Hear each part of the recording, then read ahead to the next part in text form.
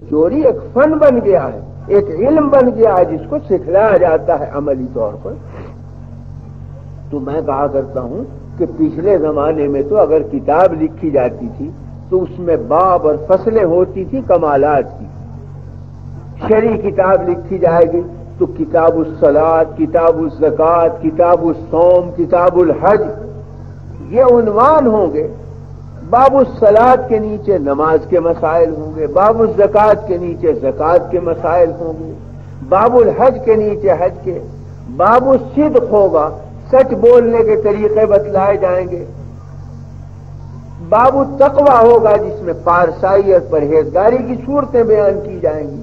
لیکن آج اگر کتاب لکھی جائے گی تو اس میں ابواب کیا ہوں گے؟ باب السرقہ، باب الکذب، یہ جھوٹ بولنے کا باب، یہ چوری کرنے کا باب، اس میں چوری کے مسائل آئیں گے، اس میں زنا کے مسائل آئیں گے۔ آج لڑکے اور لڑکیوں کی مخلوط تعلیم یورپ میں ہو رہی ہے اور یہاں بھی یہ وبا پھیل چکی ہے اور پھیلتی جا رہی ہے۔ تو اس میں فرانس کی یونیورسٹی میں امتحان ہوا لڑکیوں کا، تو ایک سوال یہ بھی تھا اس میں کہ ایک لڑکی، نوجوان لڑکی، کسی اجنبی مرد کو اگر خوش کرے تو کیا کیا طریقے اس کے ہو سکتے ہیں۔ اس نے ان طریقوں پہ روشنی ڈالی کہ ایک لڑکی اجنبی مرد کو اس طرح خوش کر سکتی۔ زناکاری کے طریقے بتلائے اس نے، لہو و لعب کے طریقے بتلائے اس نے۔ گلاسکو کی یونیورسٹی میں چندے کی ہو گئی کمی، گورنمنٹ نے ہاتھ کھینچ لیا کہ سال میں تم نے زیادہ خرچ کر دیا، ہم تو ختم سال پہ ایڈ دیں گے۔ تو مالیات کی کمی ہو گئی، تنخواہیں بانٹنے کو روپیہ نہ رہا۔ زنانہ تھا وہ یونیورسٹی یا کالج، ہزاروں لڑکیاں تعلیم پاتی تھی۔ جب پروفیسر بیچارے پریشان ہوئے کہ دولت نہیں رہی، تنخواہ کہاں سے بچے، لڑکیوں نے کہا کہ ہم لائیں گے تنخواہ، ہم دیں گے مالیات۔ لڑکیوں نے اعلان کیا کہ گلاسکو شہر کی فلاں سڑک پر ہر لڑکی اپنا بوسہ فروخت کرے گی 10-10 شلنگ کے اندر۔ بس منچلے نوجوان آ گئے، ٹولیاں کی ٹولیاں، ایک بوسہ لیا 10 شلنگ دے دیے، دوسرا لیا 10 دے دیے، ہزاروں بوسے لیے گئے، لاکھوں شلنگ جمع ہو گئے۔ اگلے دن تنخواہیں بھی بچ گئی، یونیورسٹی کے کام بھی چلے۔ یہ پاک کمائی پروفیسروں نے بھی کھائی اور اسی پاک کمائی سے کالج چل گیا۔ تو آج کا زمانہ یہ نہیں ہے کہ ایک عورت یا ایک لڑکی فحش کرے، بلکہ فحش کو ایک فن بنا کر پیش کیا جاتا ہے۔ اس کا نام رکھا جاتا ہے آرٹ، یعنی فنون لطیفہ۔ تو فنون لطیفہ میں گانا بجانا، ناچنا، بدکاری بدعملی، ڈانس کرنا، کلبوں میں جا کر اجنبی مردوں کے ساتھ مل مل کر ناچنا، یہ آج تہذیب و تمدن ہے، یہ آج آرٹ ہے، یہ آج فنون لطیفہ ہے۔ تو پچھلے زمانے کا کوئی بیچارہ اولڈ فیشن کتاب لکھتا، وہ یہ لکھتا کہ سچ یوں بولتے ہیں، پارسا یوں کرتے ہیں، تقویٰ یوں برتتے ہیں۔ آج کے بڑے بڑے لوگ کتابیں لکھیں گے کہ جھوٹ یوں بولتے ہیں، چوری یوں کرتے ہیں، زنا یوں کرتے ہیں۔ تو آج کے زمانے کی بڑی برائی فقط یہ نہیں کہ گناہ ہو رہا ہے، گناہ ہو رہا ہے ہنر جان کر، گناہ ہو رہا ہے فن سمجھ کر، اس کو ایک علم کی شکل میں پیش کیا جا رہا ہے۔ اسی کو فرمایا جناب رسول اللہ صلی اللہ علیہ وسلم نے کہ اخیر زمانے میں علامات قیامت میں سے ہے کہ یفس الکذب، جھوٹ شائع ہو جائے گا اور اسے ہنر سمجھ کر بولیں گے لوگ۔ کوئی سچا آدمی آئے گا تو کہیں گے کہ تو ملا ہے، بے وقوف ہے، اولڈ فیشن ہے، اور عیار چالاک آئے گا تو کہیں گے بڑا دانا ہے، بڑا دانشمند۔ فرمایا گیا حدیث میں کہ یقال للرجل ما عقلہ وما اظرفہ وما اجلدہ ولیس فی قلبہ مثقال ذرۃ من الایمان، کہا جائے گا ایک شخص کے لیے کہ کتنا بڑا دانا ہے، کتنا بڑا وسیع الظرف ہے، کتنا بڑا فاضل ہے، کیسا بڑا دلیر اور بہادر ہے، اور حال یہ ہوگا کہ ذرہ برابر قلب میں ایمان نہیں ہوگا، اور پبلک پکارے گی کہ بڑا فاضل، بڑا اونچا، بڑا زعیم، بڑا لیڈر، اور ایمان کا نشان۔ تو آج کے دور کی یہ کیفیت ہے کہ بدعملیاں ہنر بن گئی ہیں، اور جو ہنر تھے وہ عیب شمار ہونے لگے۔ اسی دور کی نسبت فرمایا تھا جناب رسول اللہ صلی اللہ علیہ وسلم نے، صحابہ کو خطاب کر کے کہ کیف بکم اذا فسق فتیانکم وطغى نساؤکم، اے لوگوں تمہارا کیا حال ہوگا اس وقت کہ جب تمہارے نوجوان فسق و فجور میں مبتلا ہوں گے اور عورتیں تمہاری سرکش اور آزاد ہو جائیں گی۔ قالوا وإن ذلك لكائن یا رسول اللہ، یا رسول اللہ کیا ایسا بھی ہوگا؟ صحابہ کو حیرت ہوئی، اس لیے کہ وہ تو اعلیٰ ترین تقویٰ کا دور ہے۔ حیرت سے پوچھا کہ کیا ایسا بھی کوئی وقت آئے گا کہ نوجوان فاسق فاجر ہو جائیں، عورتیں سرکش اور آزاد ہو جائیں؟ فرما آپ نے قال نعم واشد، نہیں یہ بھی ہوگا اور اس سے بڑھ کر ہوگا۔ کیف بکم اذا لم تأمروا بالمعروف ولم تنہوا عن المنکر، اس وقت تمہارا کیا حال ہوگا جب اچھی باتوں کی نصیحتیں چھوٹ جائے، بری باتوں سے روکنا چھوڑ دیں لوگ۔ قالوا وإن ذلك لكائن یا رسول اللہ، حیرت سے صحابہ نے پوچھا کہ اے اللہ کے رسول کیا ایسا بھی کوئی وقت آئے گا کہ اچھی باتوں کی نصیحت چھوٹ جائے؟ صحابہ پر تو حیرت گزری، کیونکہ وہاں تو ایک ذرا سی برائی ہوتی تھی تو ساری پبلک اس کے خلاف کھڑی ہو جاتی تھی، تو ان کو حیرت ہوئی کہ کیا برائی کو برداشت کر لیں گے لوگ، نصیحت چھوڑ دیں گے؟ قال نعم واشد، فرمایا یہ بھی ہوگا اور اس سے بھی زیادہ سخت بات ہوگی۔ کیف بکم اذا امرتم بالمنکر ونہیتم عن المعروف، اس وقت تمہارا کیا حال ہوگا کہ جب تم برائیوں کا حکم دینا کھڑے ہو جاؤ گے اور بھلائیوں سے روکنے کے لیے کھڑے ہو جاؤ گے۔ اب تو صحابہ کی حیرت کی کوئی حد نہ رہی کہ یا رسول اللہ ایسا بھی زمانہ آئے گا کہ برائیوں کو تو شائع کریں لوگ اور بھلائیوں کو روکنے لگے؟ قال نعم واشد، فرمایا یہ بھی اور اس سے بھی زیادہ سخت بات ہوگی۔ کیف بکم اذا رأیتم المعروف منکرا والمنکر معروفا، اس وقت تمہارا کیا حال ہوگا جب اچھی باتوں کو تم برا سمجھ جاؤ گے اور بری باتوں کو اچھا سمجھنے لگو گے، یعنی فہم الٹ جائے، فہم میں الٹا پن پیدا ہو جائے، زمانہ ہی لوٹ جائے گا، جو کبھی تہذیب کی باتیں تھیں وہ بد تہذیبی بن جائیں گی، جو کبھی بد تہذیبی کی باتیں تھیں وہ تہذیب شمار ہونے لگی۔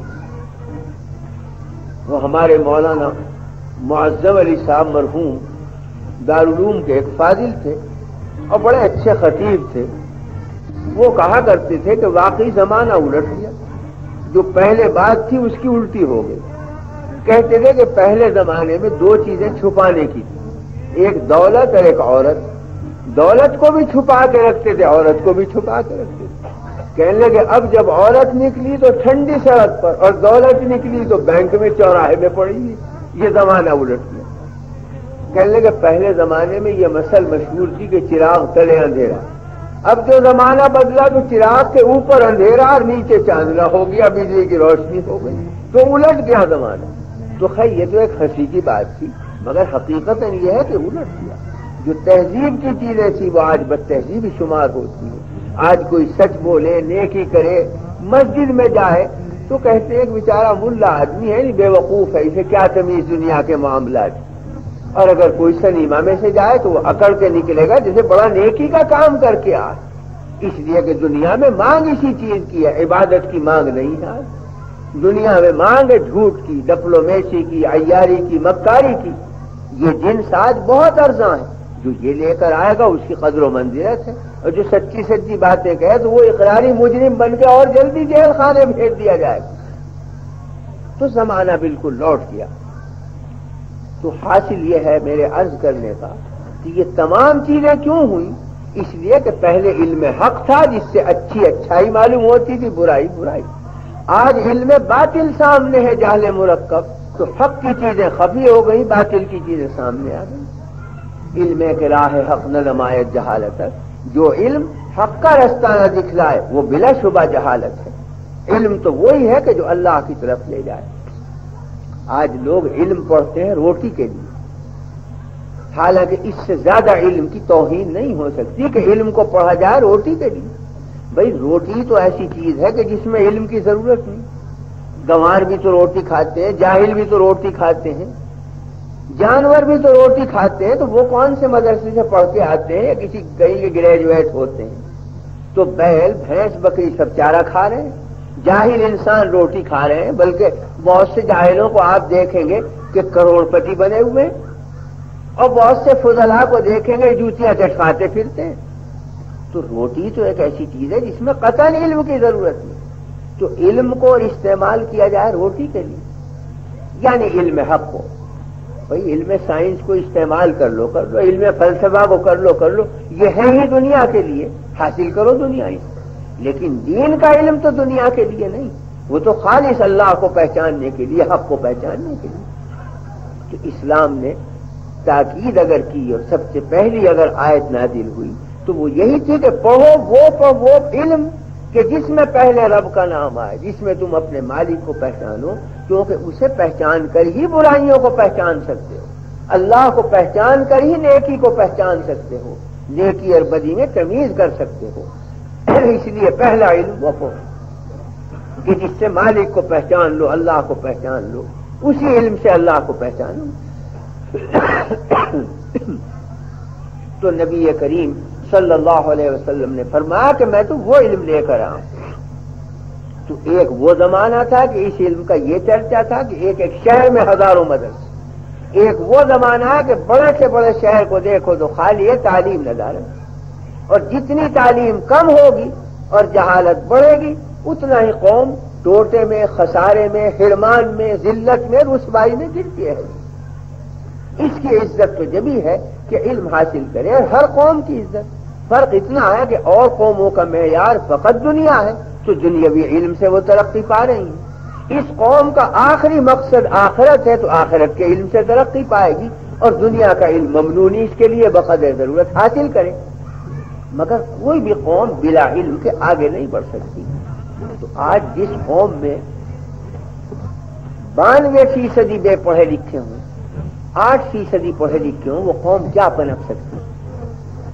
برطانیہ کے زمانے میں اعداد و شمار یہی تھے کہ ہندوستان میں 8% پڑھے لکھے ہیں اور 92% جاہل ہیں، مگر وہ تعلیم تھی جو کالجوں اور اسکولوں میں تھی، اس کے کل 8% تھے پڑھے لکھے۔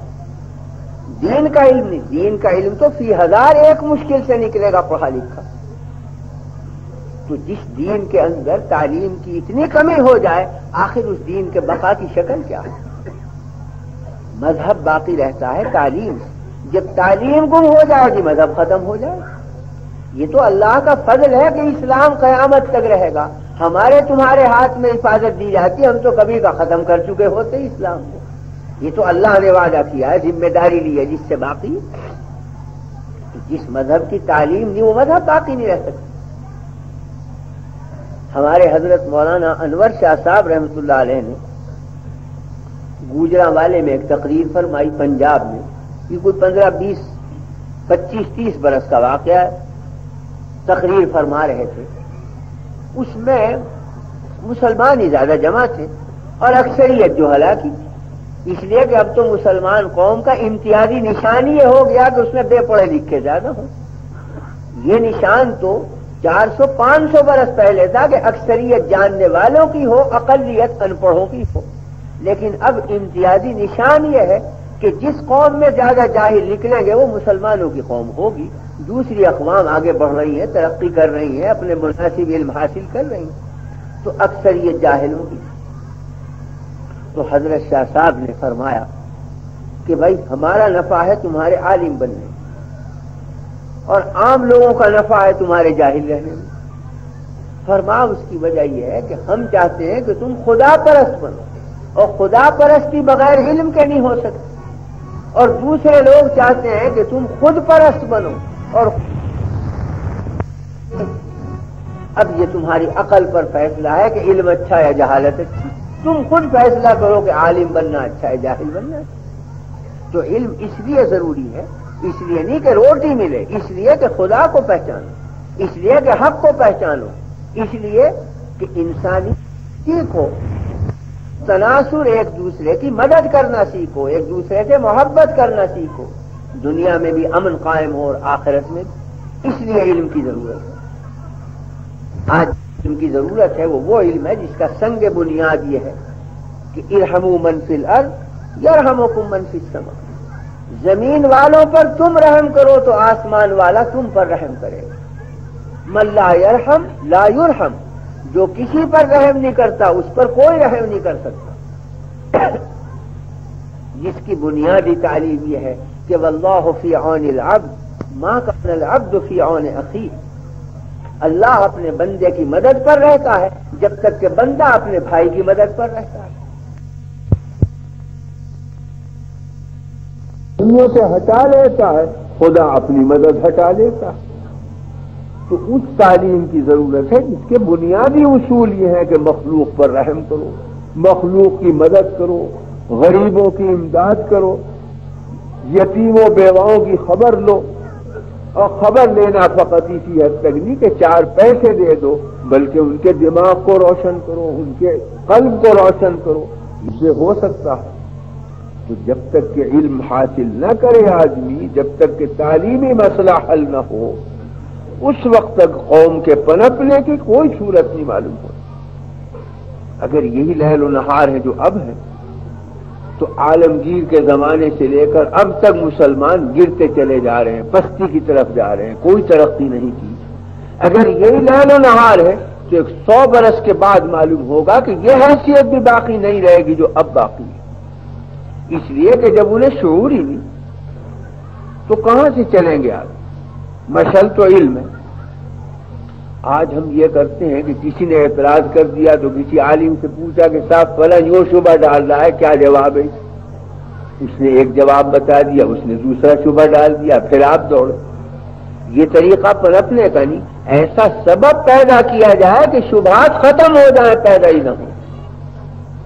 اس کی مثال ایسی ہے بہنی، جسے مکان کے اندر چوہے چچوندر بہت، ادھر سے چوہا نکلا تو آپ نے پگڑی پھاڑ کے اس سوراخ کو بند کیا، وہ بند ہو گیا، ایک دوسری طرف سے چچوندر نکل آئی۔ اب آپ نے پلہ پکڑ کے پھاڑ کے اس سوراخ کو بند کیا تو تیسرے کونے میں سے اور نکل آیا۔ تو صبح تک پگڑی بھی ختم ہو جائے گی مگر چوہے نکلنے نہیں ختم ہوں، ساری رات کی نیند بھی گئی اور چوہے چچوندر۔ علاج کیا ہے کہ پگڑی کو بھی محفوظ رکھو۔ علاج یہ ہے کہ مکان میں شمع روشن کر دو، روشنی کے بعد ایک چوہا نہیں نکلے گا، ایک چچوندر نہیں آئے گی۔ تو یہ جو آپ کے دل میں شبہات کے چوہے چچوندر نکل رہے ہیں اور آپ پگڑیاں کو بند کر رہے ہیں، کب تک بند کریں گے؟ سیدھی بات یہ ہے کہ دل میں علم کی مشعل روشن کر دو، یہ شبہات کے چچوندر خود چلے جائیں گے، بھاگ جائیں گے، پھر نہیں نکلیں گے۔ تو کسی نے شبہ ڈال دیا، کسی نے ایک راہ پہ چلا دیا، کسی نے 2 راہ پہ۔ یہ سب اس لیے ہو رہا ہے کہ خود اپنے ذہن میں کوئی روشنی نہیں، جس نے جدھر کا راستہ دکھلا دیا چل پڑو۔ خود شعور پیدا کیجئے، حق و باطل کے پہچاننے کی قوت پیدا کیجئے اپنے اندر۔ ایسا نہ ہونا چاہیے کہ جیسے ایک نادان بچے کے ہاتھ میں اونٹ کی نکیل ہوتی ہے کہ جدھر کو وہ لے گیا وہ اونٹ، تو اونٹ تو اتنا بڑا اور سہارے چل رہا ہے ایک چھوٹے سے بچے۔ خود اپنے سہارے چلے آدمی، اپنے شعور سے چلے، اپنی بصیرت سے چلے۔ جیسے صحابہ کی شان فرمائی گئی کہ اذا ذکروا بآیات ربهم لم يخروا علیہا صما وعمیانا، جب اللہ کی آیتیں پیش کی جاتی تھی صحابہ کے سامنے تو وہ معاذ اللہ اندھے بہرے ہو کر نہیں گرتے تھے، سمجھ کے ساتھ گرتے تھے، سوچ سمجھ کے قبول کرتے تھے، اس کی حقائق معلوم کرتے تھے، اس میں بصیرت پیدا کرتے تھے۔ اس طرح سے قرآن و حدیث کا علم حاصل کیجئے کہ جس سے بصیرت پیدا ہو، جس سے شعور پیدا ہو، ذہن روشن ہو۔ اور یہ واقعہ ہے کہ ذہنی روشنی، قلبی بصیرت علوم شریعہ کے سوا کسی علم سے نہیں پیدا ہو سکتی۔ جس کو ذہنی بصیرت کہتے ہیں، جس کو قلبی بصیرت کہتے ہیں، روح کی روشنی کہتے ہیں، وہ صرف انبیاء کی تعلیم سے پیدا ہوتی ہے، کسی علم سے پیدا نہیں ہو سکتی۔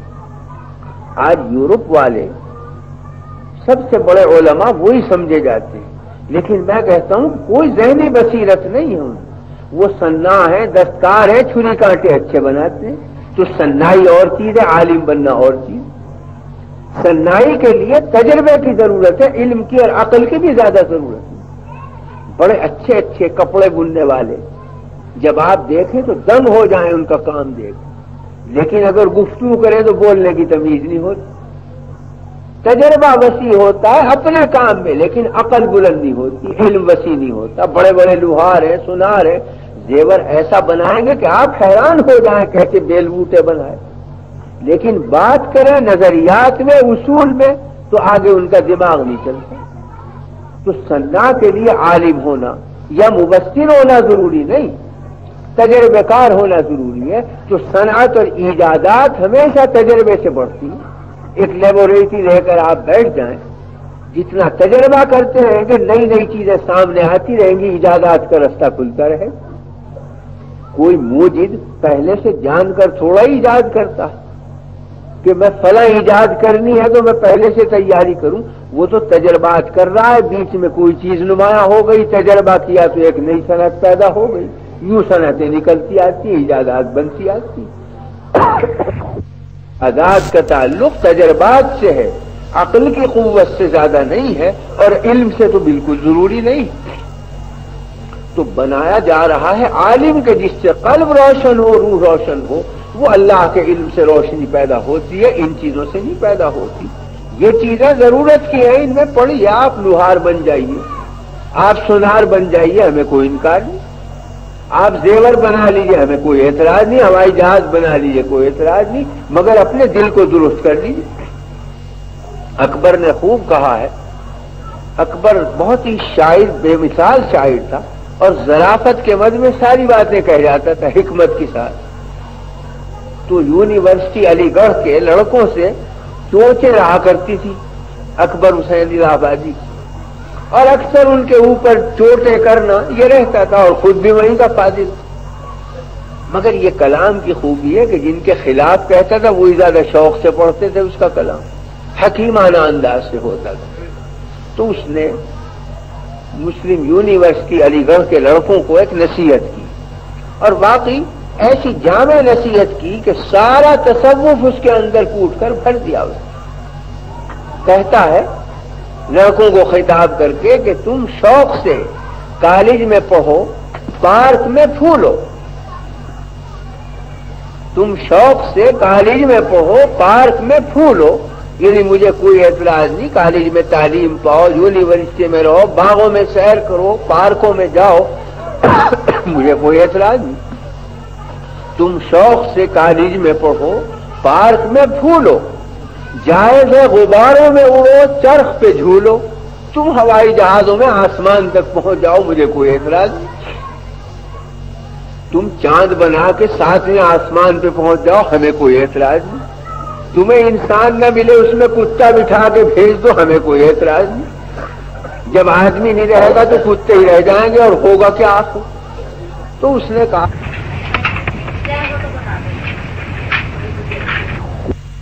پر بند ہے عاجز کا، پر ایک سخن بند ہے عاجز کا رہے یاد۔ یہ سارے کام کرو، غباروں میں، ہوائی جہازوں میں، باغوں میں جاؤ، پر ایک سخن بند ہے عاجز کا رہے یاد، اللہ کو اور اپنی حقیقت کو نہ بھولو۔ سارا تصوف اسی میں کوٹ کر رکھ دیا، خدا کو نہ بھولو، اپنی حقیقت کو فراموش مت کرو۔ جو اپنی حقیقت کو پہچان گیا اور اپنے خدا کو پہچان گیا، صحیح معنی میں آدمی بن گیا۔ جو ان دو کو نہیں پہچانتا وہ عمدہ غذائیں کھانے والا جانور ہے، انسانیت سے اسے کوئی تعلق نہیں۔ بیل بھی تو کھاتا ہے، تو اگر ہم نے کھا لیا تو کیا کمال کی؟ بیل بھی پڑھ کے سوتا ہے، ہم اگر سو گئے تو کون سا کمال ہوا؟ بیل کے بھی اولاد ہوتی ہے، اور گدھے کے بھی، اگر ہمارے اولادیں ہو گئی تو کون سا کمال ہوا؟ جو چیز صرف انسان کے ساتھ مخصوص ہے وہ علم اور تعلیم کا مسئلہ ہے، جو جانوروں میں نہیں۔ بھائی جب ایسا جلسہ کیا کرو تو جلسے کو پرسکون بنانے کی، ورنہ نہ بولنے والے کی طبیعت چلتی ہے نہ سننے والوں کی طبیعت رہتی، پراگندہ ہوتی ہے۔ نصیحت کی کہ اللہ کو اور اپنی حقیقت کو نہ بھولو، تو ہمیں کوئی اعتراض نہیں، آپ ہوائی جہازوں میں جائیں، چھری بنائیں، کانٹے بنائیں، بم بنائیں، ساری دنیا کو بھگ سے اڑا دیں، مگر اللہ کو نہ بھولیں۔ اللہ کو جو یاد رکھے گا وہ ایسی حرکت کر ہی نہیں سکتا۔ جو اپنے نفس کو نہیں بھولے گا وہ انسانوں کا دشمن بن نہیں سکتا۔ تو وہاں تو یہ ہے کہ ارحموا من فی الارض یرحمکم من فی السماء، زمین والوں پر تم رحم کرو، آسمان والا تم پر رحم کرے گا۔ اور آج کیا ہے کہ ہر حکومت یہ دعویٰ کرتی ہے پہلے حکومتیں کہا کرتی تھی کہ میری حکومت اتنی پرامن ہے کہ اس میں کوئی آ جائے وہ امن سے ہے، سب زندہ ہیں، کھا رہے پی رہے ہیں۔ آج کے فخر کی بات کیا ہے؟ ایک حکومت دعویٰ کرتی ہے کہ میں نے ایسا بم ایجاد کیا ہے کہ میں ایک بم سے 1,00,000 آدمی مار سکتا ہوں۔ دوسری کہتی تم نے کیا کمال کیا؟ میں نے ہائیڈروجن بم تیار کیا ہے کہ ایک بم سے 10,00,000 کو مار سکتا ہوں۔ روس نے کہا تم نے کیا کمال کیا ہے؟ میں نے ایک ایسا آلہ ایجاد کر لیا ہے کہ اسے چھوڑ دوں تو پورا امریکہ ختم ہو جائے چند منٹ میں۔ امریکہ نے میں نے کہا میں نے ایسی چیز ایجاد کر لیا کہ اسے چھوڑ دوں تو ساری دنیا بھگ سے اڑ جائے۔ تو فخر کی صورتیں یہ رہ گئیں کہ جو زیادہ تباہی لانے والا ہے وہ زیادہ اونچا سمجھا جاتا ہے۔ تو قدیم زمانے میں تو یہ تھا کہ جو زیادہ امن قائم کرے وہ سب سے بڑا، آج جو سب سے زیادہ بدامنی اور ہلاکت پیدا کرے وہ سب سے زیادہ بڑا۔ تو حاصل یہ ہے کہ ان علوم کو تعمیری رنگ میں اگر آپ استعمال کریں ہمیں کوئی اعتراض نہیں، مگر اپنی آدمیت کو تو قائم رکھنے کی کوشش کی جائے۔ انسان انسان تو رہے، اگر انسانی حیوان بن گیا تو ہمیں کیا فائدہ ملا ہوائی جہاز سے؟ کتا بھی تو بیٹھ کے چلا گیا ہوائی جہاز میں، تو کون سا کمال ہوا؟ انسان بھی چلا گیا۔ انسان انسان رہے پھر سارے کام ہوں۔ یہی ہوائی جہاز بجائے اس کے کہ ذریعہ بنے بدکاریوں کا اور دنیا کو تباہ کرنے کا، اگر یہ تعمیر کا ذریعہ بنے کہ اس میں لوگ بیٹھ کے جائیں اللہ کا نام بلند کرنے کے لیے، تو یہی پھر اجر و ثواب کا باعث ہے۔ تو اسلام کبھی نہیں روکے گا ان چیزوں کو، مگر نصب العین درست کر لو۔ قرآن کریم میں فرمایا گیا نا کہ الذین ان مکناہم فی الارض اقاموا الصلاۃ وآتوا الزکاۃ وامروا بالمعروف ونہوا عن المنکر۔ ہم اگر ان صحابہ کو زمین کی سلطنت عطا کر دیں تو یہ عیاشیاں نہیں کریں گے، یہ معاذ اللہ ڈپلومیسیاں استعمال نہیں کریں گے۔ اقام الصلاۃ یہ دین قائم کریں گے، آتوا الزکاۃ مالی نظام اور بہترین سسٹم قائم کریں گے تقسیم دولت کا، امروا بالمعروف بھلائیوں کو پھیلائیں گے دنیا میں، منکرات اور برائیوں کو مٹائیں گے دنیا سے تاکہ انسانیت اور آدمیت قائم ہو۔ تو حکومت کوئی ممنوع چیز نہیں ہے، اقتدار کوئی بری چیز نہیں ہے، سامان اقتدار بری چیز نہیں ہے، مقصد اچھا اور برا ہوتا ہے۔ مقصد اچھا ہے تو یہ سارے سامان اچھے، مقصد برا ہے تو یہ سارے سامان برے۔ اگر ہوائی جہاز اس لیے کہ دنیا برباد ہو تو بدترین چیز ہے، اگر ہوائی جہاز اس لیے کہ دنیا آباد ہو بہترین چیز ہے۔ تو یہ تو آلات ہیں، آلات کی خوبی اور خرابی مقصد کے تابع ہوتی ہے۔ مقصد درست ہو یہ چیزیں اچھی بن جائیں گی، درست بن جائیں گی۔ اور مقصد جب درست ہوگا کہ جب آدمی اللہ کو پہچان کر اپنی آخرت کو پیش نظر رکھ کر اپنے اندر انسانیت اور آدمیت پیدا کرے، تو ہمارا مقصد یہ ہے کہ اس علم کو رواج دیجیے کہ جس سے انسانیت بنے آپ کی۔ آج تو انسانیت کے لالے پڑ رہے ہیں، تو وہ علم پیدا کیا جائے کہ جس سے ہماری آدمیت ترقی کرے، تہذیب نفس پیدا ہو۔ تہذیب اور تمدن دنیا کی ہر قوم میں ہوتا ہے، مسلمانوں میں بھی ہے، اسلام میں بھی ہے، عیسائیوں میں بھی ہے، یہودیوں میں بھی، سب میں تہذیب تمدن، مگر وہاں تہذیب کے معنی ہے تہذیب سامان کے کہ چیزیں خوشنما اور عمدہ بنے۔ اسلام میں تہذیب کے معنی ہے تہذیب انسان کے کہ آدمی اچھا بنے، نفس اچھا بنے۔ یہاں محنت کرائی جاتی ہے نفس کے لیے، وہاں محنت کرائی جاتی ہے تزکیہ سامان کے لیے کہ سامان عمدہ عمدہ بنے۔ تو اگر دنیا بھر جائے سامانوں سے اور آدمی بھیڑیے بن جائے تو ہمیں کیا فائدہ ہو؟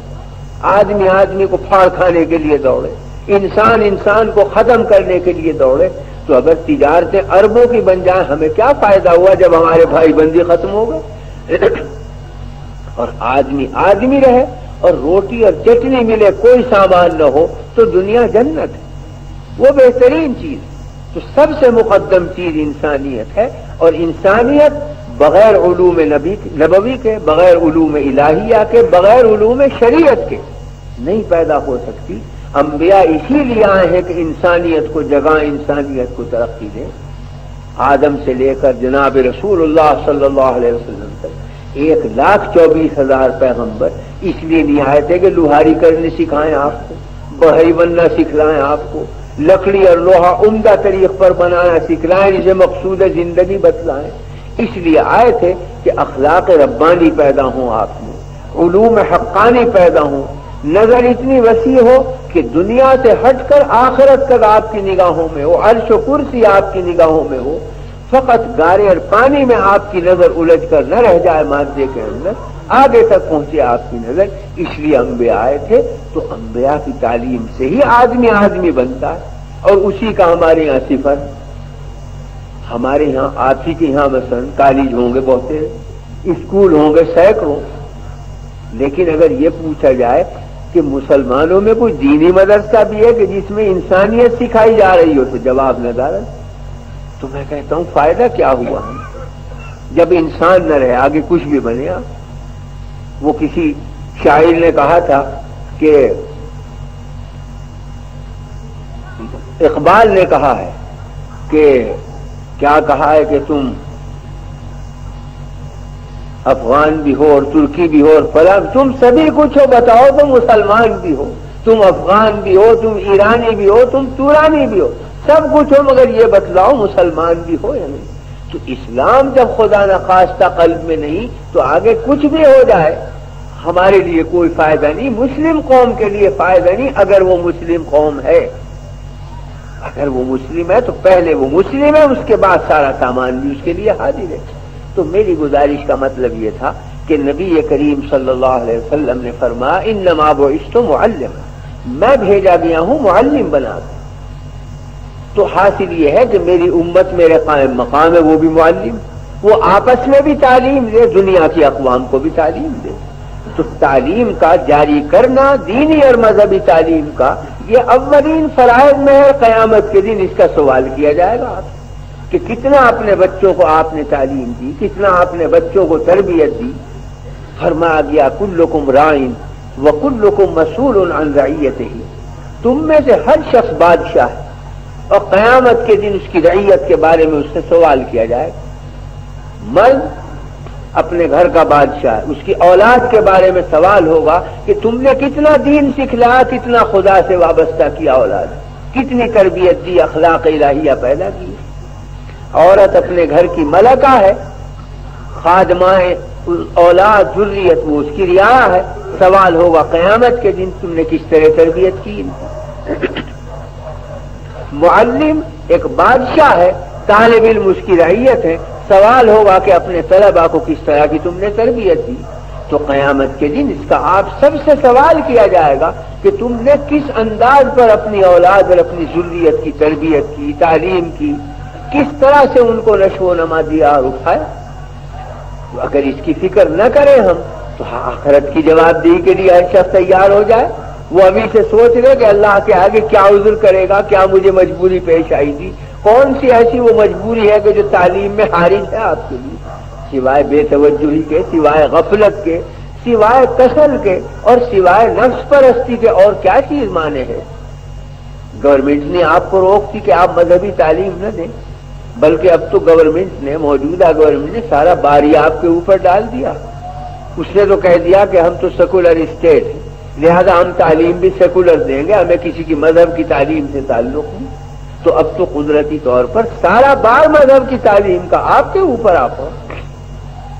اس سیکولر تعلیم سے کوئی آپ مسلمان نہیں بن سکتے، زیادہ سے زیادہ ایک متمدن بن جائیں گے، اور اگر اس میں کچھ متعصب جمع ہو جائیں کورس تجویز کرنے میں تو ہو سکتا ہے کہ متمدن سے آگے کچھ تھوڑے سے غیر مسلم بھی بن جائیں آپ اس تعلیم سے۔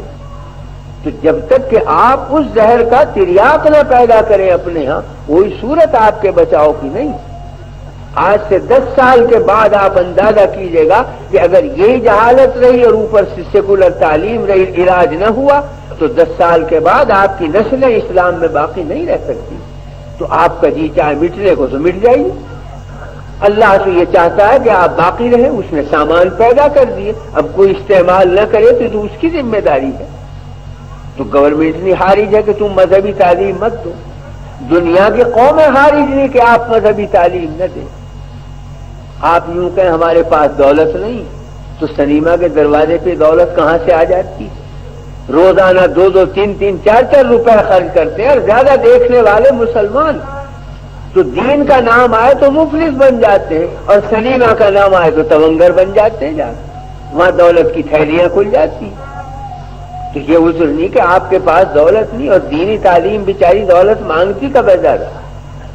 کالج کی تعلیم اگر آپ پائیں گے تو گھر سے 70-80 روپے ماہوار خرچ کریں گے، جب جا کے تعلیم پائیں گے مہنگی.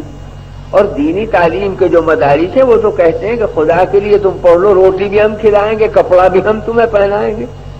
دارالعلوم دیوبند میں 1500 طالب علم پڑھتے ہیں، 800 طالب علموں کا کھانا، کپڑا، روشنی، تیل، دھلائی، حجامت سب دارالعلوم ادا کرتا.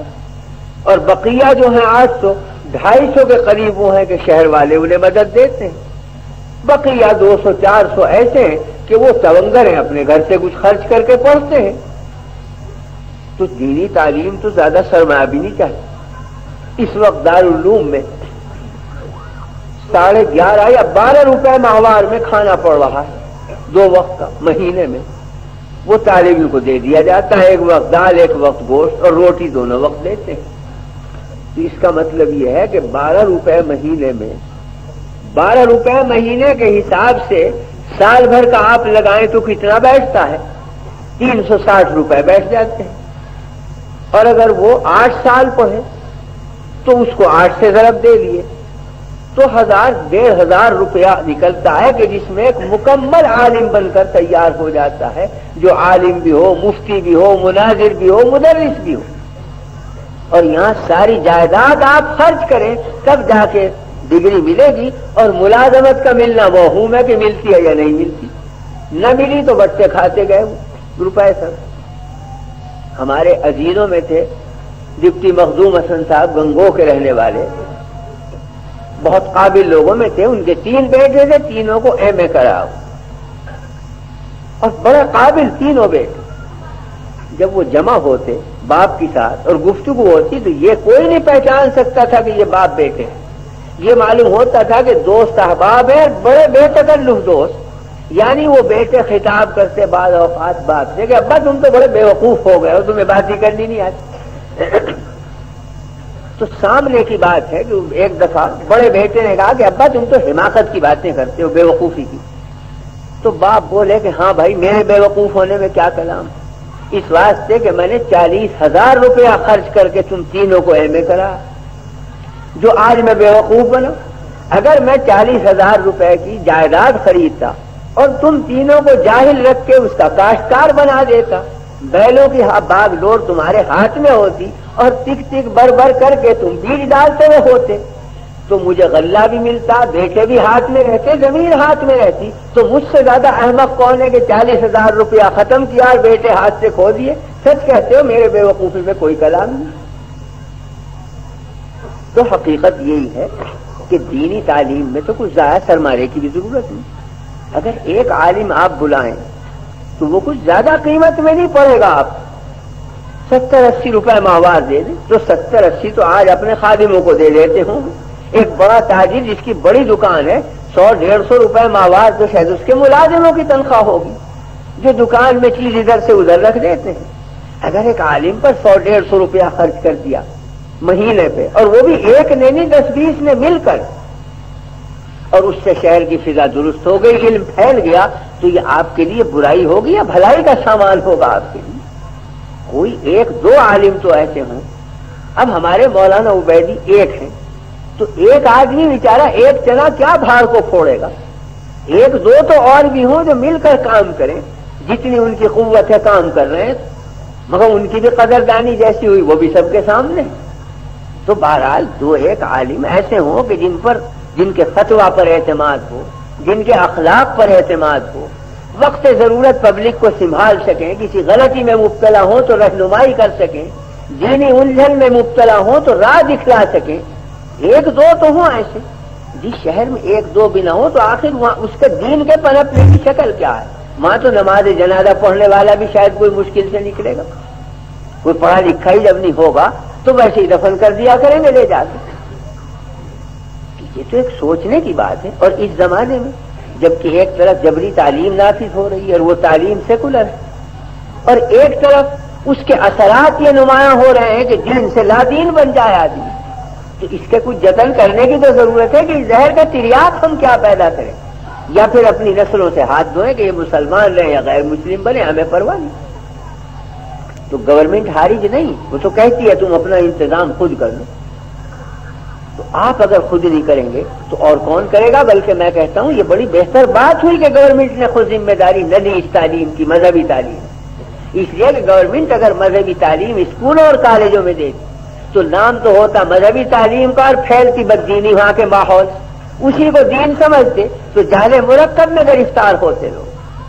اب دینی تعلیم صحیح ماحول میں دی جائے گی اپنی ذمہ داری پہ تو دین تو پھیلے گا اس سے۔ یہ تو بہت اچھا ہوا کہ گورنمنٹ نے خود ذمہ داری نہ لی، آپ کی ذمہ داری پر چھوڑ دیجیے۔ اب آپ خود ذمہ داری اپنی نہ سوچیں، نہ نبھائیں اور مٹنے کے لیے تیار ہوں تو بھئی اس کا تو کوئی علاج نہیں۔ یہودی ایک اقلیت میں، جرمنی میں ان کی کوئی رعایت نہیں تھی، جرمنوں نے تعلیم کے اعتبار سے تمام رعایتیں یہودیوں سے اٹھا لی تھی، مگر انہوں نے اپنی قومی تعلیم کو خود اپنے پیروں پر کھڑے ہو کے جاری رکھا۔ تو نتیجہ یہ ہوا کہ جس وقت انہیں نکالا ہے، جرمنی سے نکالا گیا، تو وہ بے دست و پانی تھے، سب کے سب قابل تھے، تعلیم یافتہ تھے، امریکہ پر بوجھ ڈال کے فلسطین میں ایک حصے کو جا کے آباد کیا انہوں نے۔ مسلمانوں کی حماقت سے ان کا جو بھی حشر ہوا ہو، مگر وہ تو اپنی قابلیت سے ایک اونچے مقام پر پہنچ گئے۔ لیکن اگر وہ اپنا بار گورنمنٹ پر ڈالے ہوئے ہوتے اور گورنمنٹ کر دیتی انہیں جاہل، تو جب نکالا گیا تھا تو سارے کندے نا تراش ہوتے، جاتے کہاں وہ۔ تو ہر قوم پنپتی ہے اپنے پیروں پر کھڑے ہونے۔ جو قوم اپنی تعمیر کرے اور بنیاد ہو دوسرے کی تو فقط ملبہ ملبہ اس کا ہوگا، بنیادیں اس کی نہیں ہوں گی۔ بنیادوں کا مالک کہہ سکتا ہے کہ ملبہ اٹھاؤ میری زمین خالی کرو، تو تعمیر وہی ٹھیک ہے جو اپنی بنیادوں پر ہو۔ تو مسلمان اپنی تعمیر کرے اپنی بنیادوں پر، نہ کہ غیر کی بنیادوں پر، جبھی جا کے وہ مضبوط بنے گی۔ اس واسطے اس کی ضرورت ہے کہ تعلیم کی طرف پوری توجہ کی جائے، اور زیادہ لمبے چوڑے پیمانے پہ تعلیم اٹھانے کی ضرورت نہیں کہ کوئی بڑا دارالعلوم کھلے، بڑے مدرسے کھلے۔ میں تو کہتا ہوں اگر ایک تدبیر ترکیب چھوٹی سی ہو جائے تو تمام حالات بدل جائیں۔ جتنی مساجد ہیں ان میں امام کسی عالم کو بنائیے، وہ ایک طرف نمازیں پڑھائے، ایک طرف محلے کے بچوں کو دین کی تعلیم دے۔ تو بہرحال محلے کا جو امام ہے اسے آپ کچھ نہ کچھ تنخواہ تو دیتے ہی ہوں گے، اس کو ذرا عزت کے ساتھ دے دیجئے۔ امام کو ذلیل کر کے دیتے ہیں، محلے سے روٹیاں مقرر کر دی، عزت کے ساتھ اس کو تنخواہ دیجئے باقاعدہ، تو کوئی زیادہ بار بھی نہیں پڑا، اور امام صحیح معنی میں آ گیا تو پورے محلے کو درست کرے گا۔ مگر عالم وہ مستند، محض وہ کوئی دکاندار نہ ہو کہ اس کا مقصد یہ ہو کہ روٹیاں لے جایا کرے اور تفریق پھیلا کر کے مسلمانوں کو لڑائے اور الو سیدھا کرتا رہے اپنا۔ اس قسم کے خود غرض لوگ نہیں، عالم مستند با اخلاق لوگ جو تربیت بھی کریں، تعلیم بھی دیں، مسائل بھی بیان کریں۔ تو زیادہ مسائل کی ضرورت نہیں ہر مسجد میں تو۔ قدیم زمانے میں یہی مکتبی تعلیم تھی، ایک میاں جی بٹھا دیا کرتے تھے، بچوں کو پڑھاتا تھا، مگر وہ میاں جی خود قابل ہوتا تھا، اس کی تعلیم و تربیت سے جو بچے نکلتے تھے آج کے علماء سے بہتر ہوتے تھے، ان کے اخلاق تربیت کا اثر ہوتا تھا۔ تو مساجد کے اندر اگر ایک آدھ مربی جمع ہو جائے، ہر مسجد میں نہ صحیح بڑی بڑی مسجدوں میں 2-4 عالم بیٹھ جائیں، فضا بدل جائے گی شہر کی، پھر آپ میں محتاج ہی نہیں رہے گی کہ کہیں باہر سے بلاؤ اور کوئی واز کہہ دے، کوئی گھر والے کفالت کر لیں۔ آج تو خود کفالت کا مسئلہ بہت چل رہا ہے، ہر حکومت چاہتی ہے میں خود کفیل ہو جاؤں، باہر کی چیزیں بند ہو جائیں، ملک سے ملک کی ضروریات پوری ہوں۔ تو بھائی حکومت سے یہ نقل اتار کے خود کفیل بن جاؤ دین کے بارے میں، کہ تمہارے گھر میں ایسے عالم ہو کہ باہر کے محتاج نہ رہو، وہی تمہاری دینی ضروریات پوری کرتے ہیں۔ تو بہرحال بہر دین و بہر دنیا بہر نام، اللہ اللہ کرتا باہد والسلام، تم دنیا دکھاوے کے لیے کر لو، ظاہر داری کے لیے کر لو، مگر قائم کر دو تعلیم کی بنیاد۔ یہ نہ کہا جائے کہ بنگلور جیسے بڑے شہر کے اندر کوئی ایک بھی مکتب نہیں دینی، کوئی ایک بھی مدرسہ نہیں دینی، کوئی علماء کی کوئی ایک چھوٹی موٹی جماعت بھی نہیں ہے کہ جو کفالت کر سکے یہاں کی دینی ضروریات کی۔ یہ تو آپ ہی لوگوں کے سمجھنے کا کام ہے کہ خواص مخصوصین سر جوڑ کر بیٹھ کر اپنے شہر کے بنانے کی کوشش کریں۔ تو تربیت کے لیے یہ آپ کے سالانہ ایک آدھ جلسے کافی نہیں ہے، اور ان میں بھی جو رسمی چیزیں زیادہ گھس جاتی ہیں تو جو رہا ساتھ دین ہے وہ بھی ختم ہو جاتا ہے. تو نہ ان سے تربیت ہوگی نہ ان سے تعلیم ہوگی. جزوی فائدہ تو ضرور ہوتا ہے، میں یہ تو نہیں کہتا فائدہ نہیں، بہرحال مسائل سامنے آتے، مگر تربیت یا تعمیر نہیں ہو سکتی آپ کی انسانیت کی، وہ تعلیم سے ہوگی. اس کی فکر کیجئے. انما بعثت معلما، خود حضور جب معلم بنا کر بھیجے گئے ہیں تو ان کی امت قائم مقام ہے پیغمبر کے، اسے بھی معلم بننا چاہیے. اس واسطے میں نے یہ سمع خراشی کی اور یہ چند جملے آپ حضرات کی خدمت میں گزارش کیے. اس میں کچھ چیزیں ایسی بھی آئیں کہ جو گویا قوم کے حق میں، قوم کے روگ کی ہیں، قوم کے امراض کی ہیں، تو ان کے کہنے کا مقصد کوئی توہین کرنا نہیں ہے، بلکہ سامنے لانا ہے تاکہ علاج کی طرف ربیعتیں متوجہ ہوں گے. اس واسطے یہ چند جملے میں نے گزارش کیے. اللہ تعالی ہمیں اور آپ کو سمجھ اور شعور اور توفیق اور فہم سلیم عطا فرمائے کہ ہم اپنے بھلے اور برے کو سمجھیں، اپنے انجام اور مستقبل کو دیکھیں اور دیکھ کر کے اپنی قوم کو بڑھانے کی اور ترقی دینے کی اور اس کی بقا کی فکر کریں. اللہم ربنا لا تزغ قلوبنا